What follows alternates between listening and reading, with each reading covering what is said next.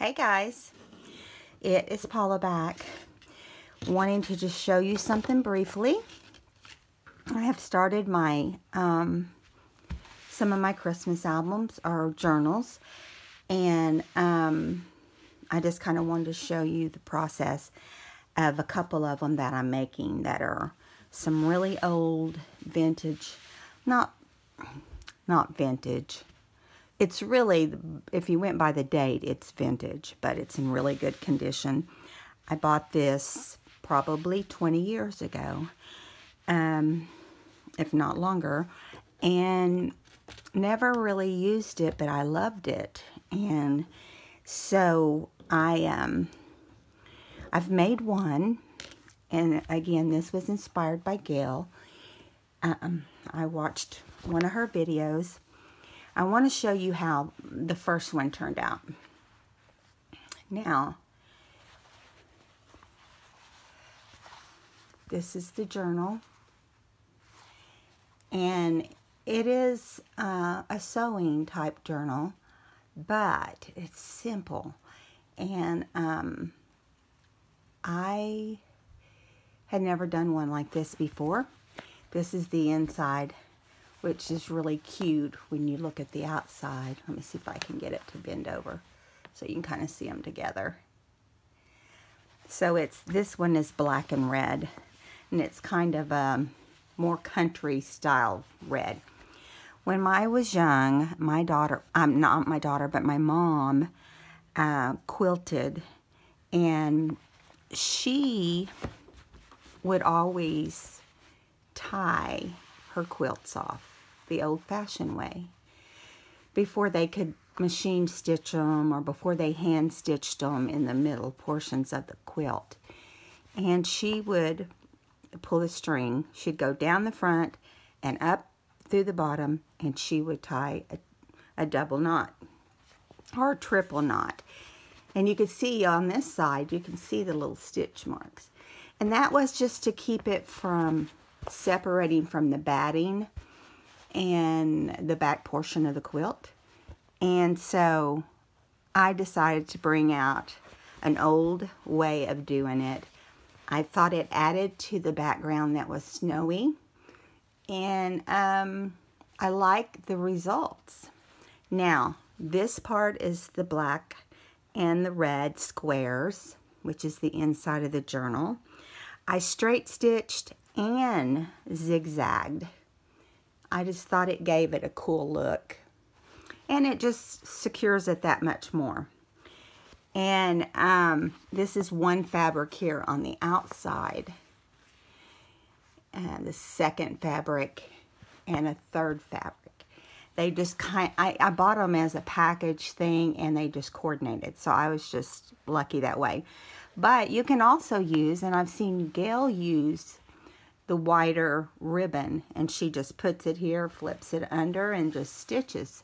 You just want to make sure that you're always grabbing, you have the same amount on the top as you do on the bottom, so that when you stitch, you grab hold of it. And I didn't come way in on the edges of my fabric. I came in back a little so that I could be sure I was grabbing the underneath. And I did. I mean, it's not beautiful, probably, but I like the look of it. And so I'm going to tell you what's inside and show you how I did the inside. The stitching part is basic, and then I want to show you a couple of the crocheted portions of how to tie it off and so forth. And you don't want a whole lot. You just kind of space them out from each other. Okay, so this is my first, and this is the one I'm going to be working on first, but I wanted to show you how I did the album so that you could stitch you up one and go along with me as we make it. Okay, so the first thing you want is one of the big, and I'm telling you right now, I added some glue to the inside of this envelope, and when I laid my batting down, it just attached to my batting. So I want you to see under here, this is one of those big legal envelopes. And it measures, let me look here. It measures 12 long, okay? And it measures 9, so it's a 12 by 9 gold envelope that you would just put legal forms or something in. But one thing that's important for you to know is right here, it comes with one of the metal prongs that would come up through this circle and you could push them open. I just gently cut around that and took it out because I didn't want it to break my needle when I was sewing. I mean, some people leave it. I just didn't. Now, I did just put a little bit of glue inside the envelope just so that it doesn't, you know, come open and you can feel it coming open. And not a lot though, just enough to tack it down. And then I glued down the top of the envelope here so it stayed down. Okay, so then I cut my batting out. I wanted 2 layers of batting. So let me take this fabric off of here. I cut a piece of batting, and you want it to hang over the edges of the envelope a little bit. You know, not a lot, because you just don't want your envelope to show from the top or from the bottom. Okay? So you're going to put one on the top and one on the bottom. Now, I did sprinkle a little bit of glue, or my intentions were to sprinkle a little bit of glue in here. And one of them attached from the glue on the inside of the envelope, but just a little. You don't want any glue around the outside because that's where you're going to be stitching, and you don't want to ruin your machine. So you lay your first fabric, and I didn't iron it. The other fabric on the one I made was wrinkled just like this. I didn't iron it because that's what gives it that character of being old, and you like that wrinkles. The wrinkles are really cool. Okay, so I'm doing the stripe inside, and so the first thing you want to do is you're going to cut your fabric. I'm going to lay this on top of the fabric so you know. This is exactly how I cut the fabric out. I just laid out my fabric and then took my batting and my envelopes, and I want to say I would recommend a little over 1/4 of an inch, maybe a little more when you're first doing it, so that you can see, you know, you don't want your fabric moving around and not covering your batting and your envelope. So the first thing you want to do is cut out your first piece. I'm trying to get this one to cooperate and come out straight. Okay, so there you can see. You can see that I have about 1/4 of an inch, maybe a little more, around the outsides. If you wanted to do a 1/2 inch out here, that's fine, because you're going to trim that off at some point. So we have that side down. Now, after we cut the first one, we put the second one on, and we're going to do the same thing with it. We're going to cut it to fit the same way as the bottom piece did, where we have just a little bit hanging over so that when we add our outside trim around, it will grab it. Okay? And then I just smooth it out. And I'm going to kind of move it over, make sure this side is smoothed out. And like I said, all of that will go away, all of the wrinkles. Okay, so it looks like we've got it on here pretty good. Now, we're going to, I'm just double checking that everything's covered. After you, now this is the way I do it because I like to do the little quilting thing. If you already have a piece that looks like a quilt, you could skip this part if you wanted to. I just feel like it secures it down by doing this. And plus, in the background, I have snowflakes. And so my intentions are to stitch one on each of these snowflakes. So you need a needle with, well, before you do the needle, we need to put some pins on here to hold it in place. Now, I always start pinning from the center because, you know, and I push the pin through pretty good because when you start working with it, you don't want the pin to come out. I start in the middle, work myself to this side about halfway, and then work myself halfway to the left side. And as I'm doing it, I'm pulling my fabric so that it's, I mean, it doesn't have to be perfectly tight, but, you know, just so that it's working and I don't end up with any puckers or anything like that in my fabric. Okay, and you will end up with 9 pins on your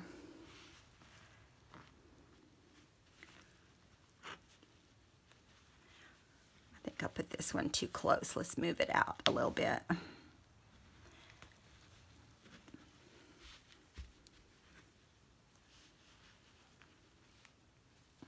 I might have ended up with more than 9. I can't remember, but I'm gonna probably have more than 9. So then you want to come over this way. You just go back and forth. It's basically what you do. And you do this on both sides of your fabric. This is going to hold everything together as you work on it. And so both sides, when we do it both sides like this, because the batting is glued down, it's going to be easy to work with. You'll be able to flip it back and forth. You just want to make sure your needles or your pins are pushed all the way in so that you don't lose one on the floor or in your lap. And you know, you decide how many pins makes you comfortable. I just want it mostly to hold it down, so I don't have to think about it as I'm working on it. I can just watch television, which is what I did with the last one. And it, you know, depending on how strong you are in your hands, my hands are pretty weak because of my surgery, so it took me all evening while I was watching TV to do the little stitching. But that's okay. I enjoyed it the whole time I was doing it. And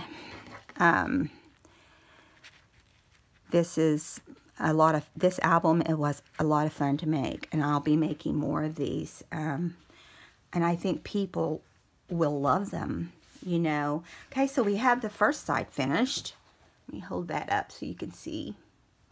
See, I just put pins pretty much everywhere to hold down my fabric. Now, you just want to make sure, you know, you're working from the center out. And we're going to flip it over and do the other side real fast so that I can show you a couple times how to pull the knot through.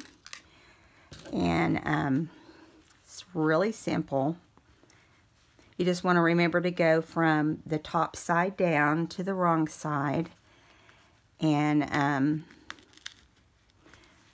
that will make a difference for you. I've already found some, you know, these are odd colors for, well, this one's not as odd as the other one, for Christmas, you know, paper. So I've had to work on finding some paper that would coordinate with that first one especially. And I had it in my stash, and you know, you have to just go through your stash before you go out and buy anything, and you might be surprised what's in there. It's kind of like shopping because you don't know what's in it in your stash most of the time if you're like me. I just have to go back through because over time I had forgotten I had this particular kit. And because there's snowmen on the front, you know, you can use snow-like paper. And usually most snow-like paper is in the blue family. So on the one I just completed, the first one I showed you, and I'll show it to you again, it's going to have a little bit of blue in it too, because it's just not possible to do snow pictures and not have some blue. But it does have the covers that it has the black and the red that are in the album, or on the cover. And we're getting real close to being done here. Oh, and I forgot to tell you the one important thing. You want to cut, you can pick a different fabric. If you have enough of this fabric, you can use one of these two fabrics. I would say use the same fabric that's on the inside of your album on the outside, so that it gives it some contrast. And, you know, it just looks cuter up against it. I'll show you what I mean. Okay, last pin. Just make sure they're all pushed in, and we're ready to do that. But first I'm going to show you these real quick. I'm going to show you the strips. I just cut 2.5 inch strips out of the same fabric that's on the inside. If you have a third fabric that coordinates, like I did with the first album, you can use that. But I just cut 3 strips, you know, that I knew. I just kind of looked, and then, you know, I knew I would need one for each side. And then you might have to, at some point, you could even cut 4 if you wanted to, but I think you can get 2 out of one of these. But the thing is you could start with 4 just to make sure you have plenty. Now, as far as doing the corners, when you get to the corners, that was the hardest part. And I did stitch through mine because I wanted to secure them. But I'm going to go out and look for a video to find out exactly how you're supposed to do these corners. But mine turned out okay. I feel like I did them right. And but I am going to go look and see if there's like a simple way to do it. And you can see here where I pieced my fabrics together. Don't do that if you don't have to. If you do, be sure you fold under the one that's going to be on the outside. But always start on the end. I, for some reason, thought I needed to start there, but I didn't. And so, if I had it to do over again, I wouldn't do that. Okay, now we've got all that down.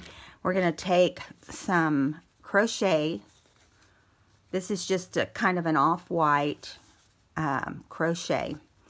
And you're going to cut it off, and we're not going to put a knot in it or anything like that. We're going to just...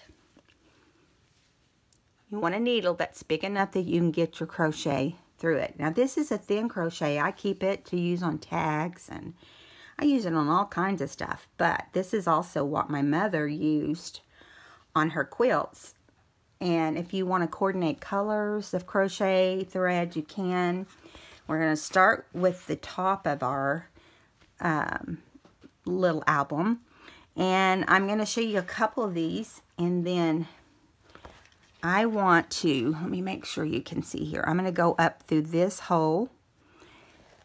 And now, every now and then, you will find that it doesn't have to be perfect, just within the range of the hole. Oh, went the wrong direction. I just realized it. And you'll do that. You go down the front, and then, which will allow you to get a little closer to your little snowflake. You go down and you pull your thread until you have about 2 inches, 1.5 inches. And then you're gonna flip it over, because you can see where you came out over here. And you're just going to allow just enough that it doesn't, you know, break the envelope or pop the envelope. I'm going to go right here. And you're going to hear going through that. And every now and then you might hit a little bit of glue, which makes it harder. No big deal. Just push through it, because that's what you have to do when you bind books. This book, when it's all said and done, will be a bound book. It will have one signature, and it will be enough for 31 days. This is going to be like to document your Christmas for 2018, or whatever year you want to document. You could do it like a daily documentation, or you can do it like just however you want. I will say this: if you go back and add photos on your pages, you can do it on scrapbook pages because it is acid free, but any of the tea stained or vintage papers are not. So if you want to put photos on those pages, I recommend you get some solid color cardstock to match your album and use that under your pictures, and then it will protect them. Okay, we're going to go down right here. And again, this is just like when we laid the pins down. You want to make sure you want to make sure that you I lost my train of thought. You want to make sure that you come back up in this area here and tie it off. And I know there was something else I was going to tell you. It'll come to me as I'm doing this. But I think this is like one of the simplest ways to make an album. I had never done it before. You're watching me do the second one. And it was a lot of fun. If you like to sew, you know, you're going to enjoy it. I guess if you didn't sew, you could try gluing the trim down around the outside. I can't guarantee how that would turn out, but, you know, I just think it's cute with these little, and you just kind of clip it off and give it a little bit of a tail there. And then you move on. I'm going to do one more. You go down right here on your snowflake. They're spaced out so perfect. This makes it really easy. I always like to look and grab hold of my string so I know it doesn't go through. Sometimes you just have to, there. And then you're going to leave a little bit of a space and come back up. The nice thing about these albums, I think, what I noticed is that when you open and close them, they have like a kind of a, well, I'll let you see. I'll see if you can hear it. Hear that?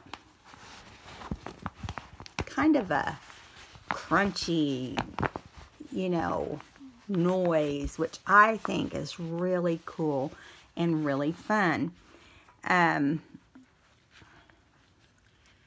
You know, it's just, I mean, you know what's inside it, and you know, it'd be hard for other people to figure out what you've put in there.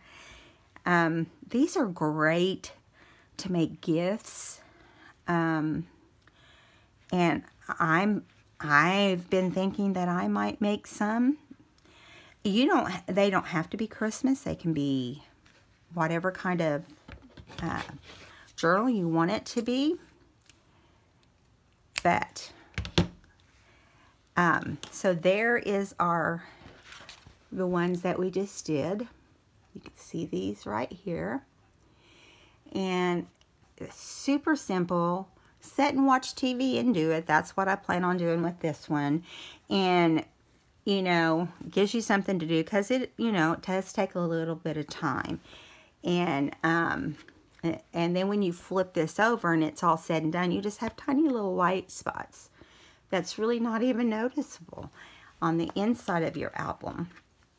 And like I said, on this one, I'm going to be making it as a documentary type, you know, to document your Christmas. And you can put photos, but use a cardstock under your photos if it's not on scrapbook paper. And it'll have one binding string here, and I'll do some things with it along the way. We decoupaged the other day. We started decoupaging for Christmas albums, and this was I realized that I had some, after we got finished with the video, I realized I had some snowmen.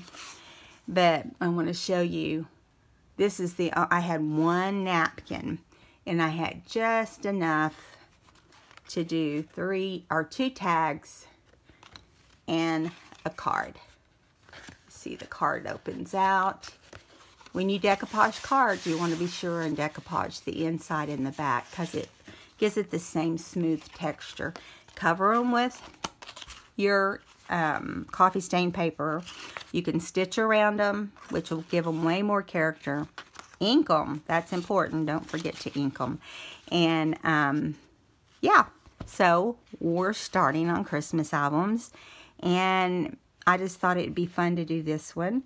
I am going to do some a couple other types, and I'll do some little golden books. But now the little golden books will be, like I said, they will be probably 2 signatures, and they will be just very simple, but very pretty when they're finished. I have a couple nativity little golden books I plan on doing. I have, you know, one that might have wreaths. I have one with poinsettias, and I have pine cones and Christmas ornaments. And so we'll just see. I will be taking custom orders if there's something particular you want. So you just need to email me or just give me a comment, and I'll get in touch with you. All right. I did just put the 3 little pigs in my Etsy shop. No, I keep wanting to call it 3 little pigs. It's the 3 bears. And I've been combining little with bears. It's the 3 bears. It's not the 3 little bears. Oh my goodness. It's the mind of a 61-year-old. What can I say? Some days I just don't even know my name. No, that's not true, but you know what I'm saying.